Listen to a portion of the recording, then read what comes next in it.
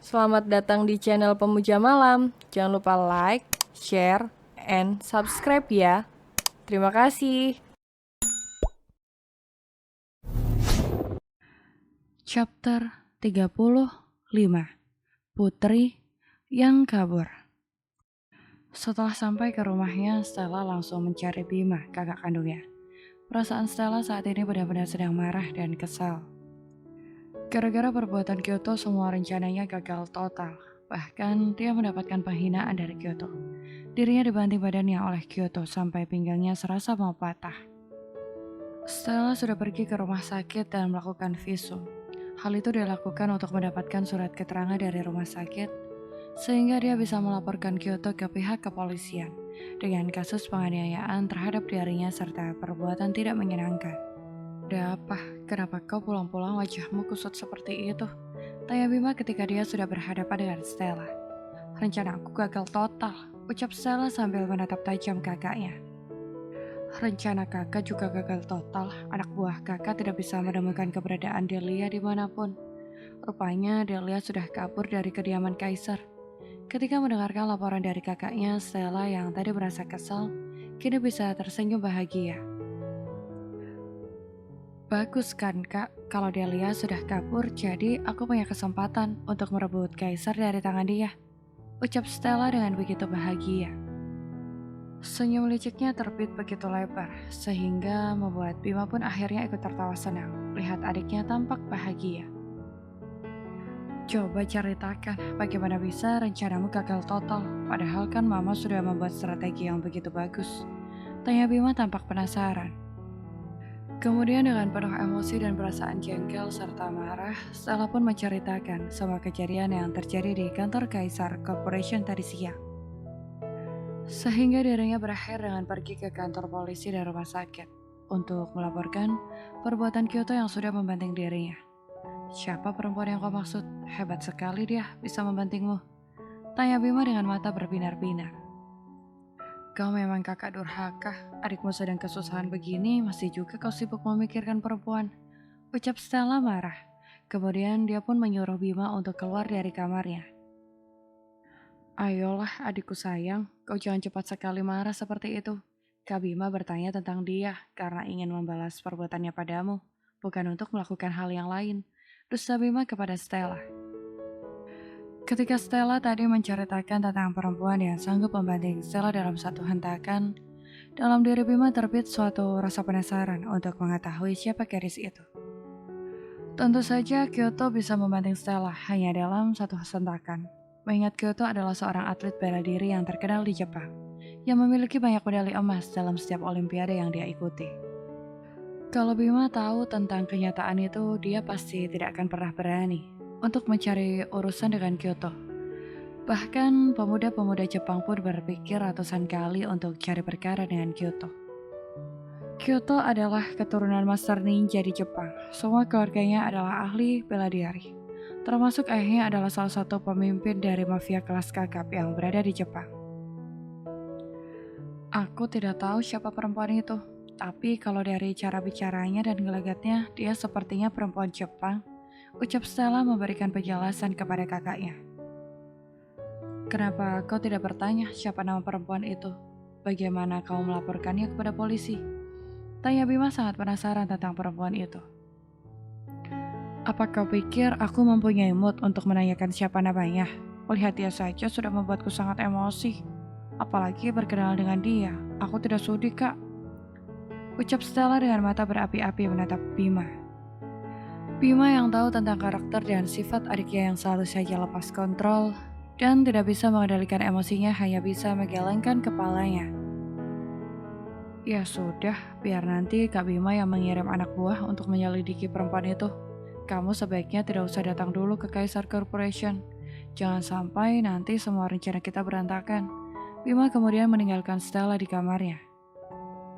Begitu sampai di kamarnya sendiri, Bima kemudian menghubungi anak buahnya untuk memerintahkan tentang penyelidikan seorang gadis Jepang yang bekerja di Kaisar Corporation.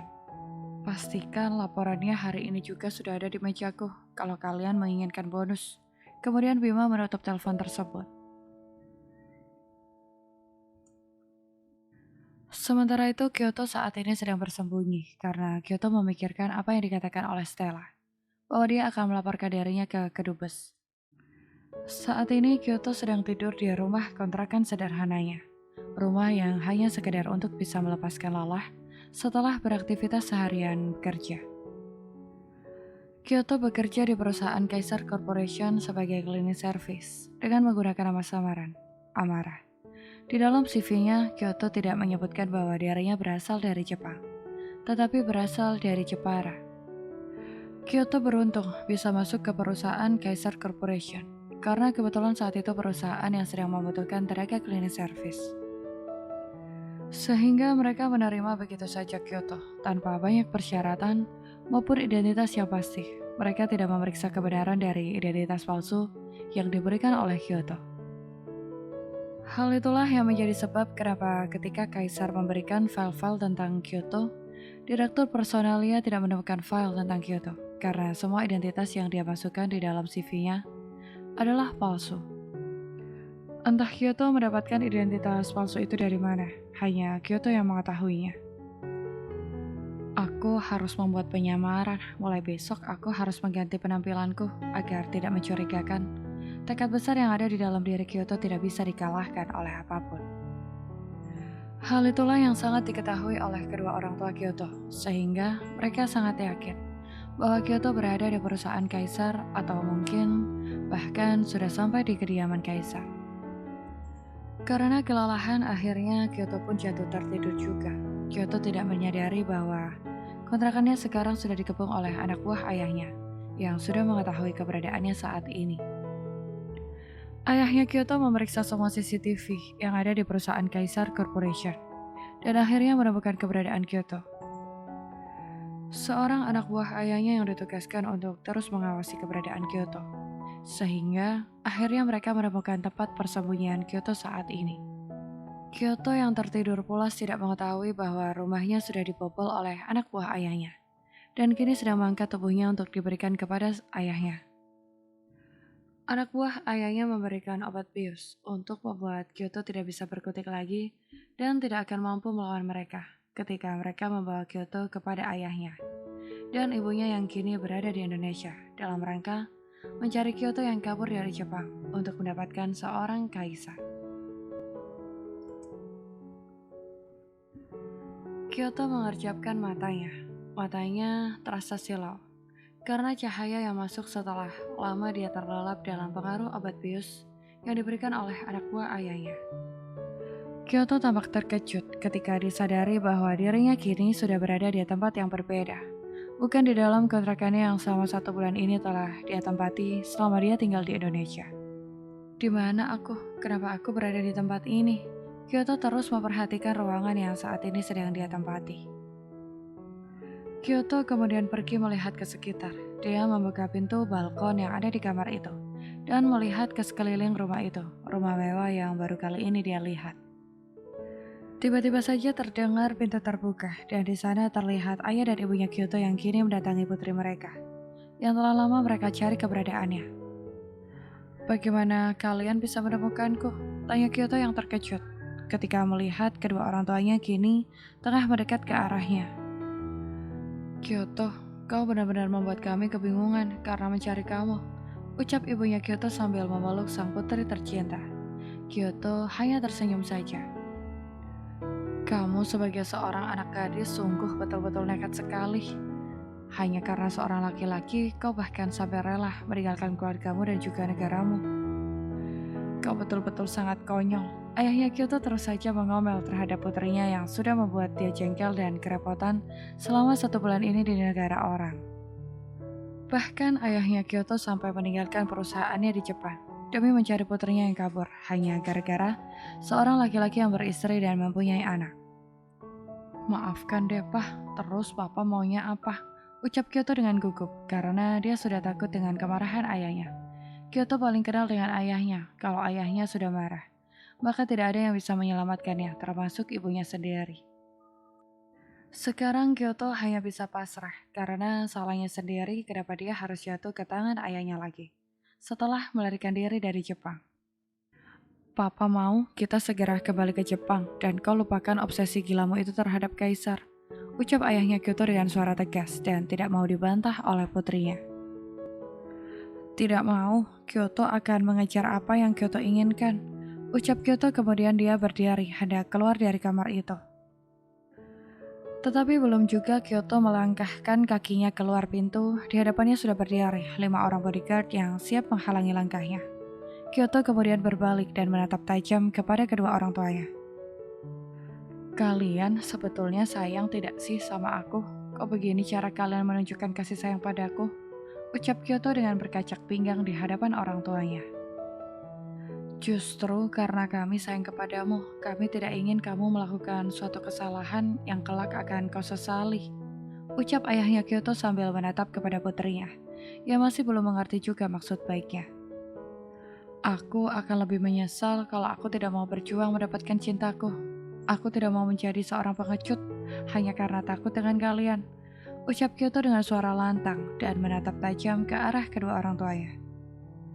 Ibunya Kyoto mendekati putrinya. Kemudian dia berusaha untuk menyuruh Kyoto agar duduk di sofa, yang saat ini berada tepat di hadapan ayahnya. Walaupun tanpa dukungan kalian, aku akan terus berjuang dan berusaha. Aku tidak akan menyerah sebelum aku mendapatkan apa yang ku mau. Ucap Kyoto dengan penuh keyakinan dan tanpa rasa takut. Tiba-tiba saja ayahnya Kyoto langsung menampar putrinya. Ayahnya sudah hilang kesabaran dalam menghadapi Kyoto yang sangat sulit sekali untuk dinasehati dan juga dikendalikan olehnya. Coba saja kau berani melakukan hal itu dan membuat malu nama keluarga kita. Jangan salahkan kalau sampai ayah berbuat tega kepadamu. Diam. Ayahnya Kyoto memanggil sekretarisnya di telepon. Bekukan semua rekening dan tabungan serta kartu-kartu milik Kyoto. Perintah ayahnya Kyoto dengan nada keras. Ibunya Kyoto sudah merasa sedih melihat pertengkaran keduanya. Beliau sangat tidak senang melihat suaminya yang saat ini sedang begitu keras dalam hal mendidik putrinya. Pah, tidak perlu terlalu keras seperti itu. Mama kasihan dengan Kyoto. Ucap istrinya kepada sang suami yang kini malah menatap tajam ke arahnya.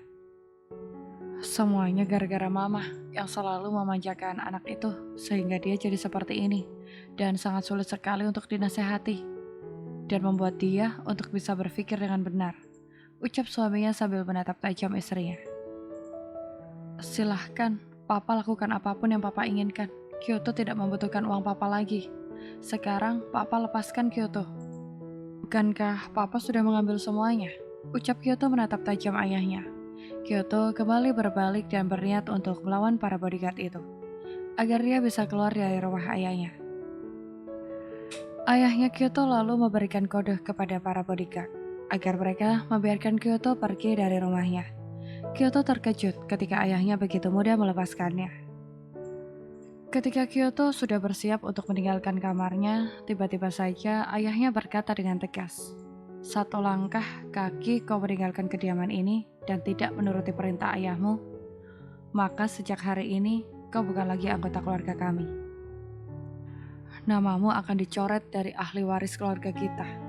Ucap ayahnya Kyoto dengan tegas. Kemudian dia pun meninggalkan Kyoto seorang diri di kamarnya. Kyoto tampak tertegun sejenak. Tetapi akhirnya Kyoto meninggalkan kediaman itu dengan langkah yang lebar dan mantap. Tampaknya Kyoto sama sekali tidak memperdulikan tentang ancaman ayahnya tadi. Ibunya Kyoto kini sudah menangis. Kyoto, tolong kembali nak. Tolong jangan tinggalkan mama. Tolong kembali sayang. Ibunya Kyoto terus memanggil putrinya, tetapi Kyoto mengacuhkannya. Kyoto yang saat ini sedang kesal terhadap ayahnya sehingga dia tidak memperdulikan jerit dan tangisan dari ibunya, yang sejak tadi terus memanggil namanya. Bersambung.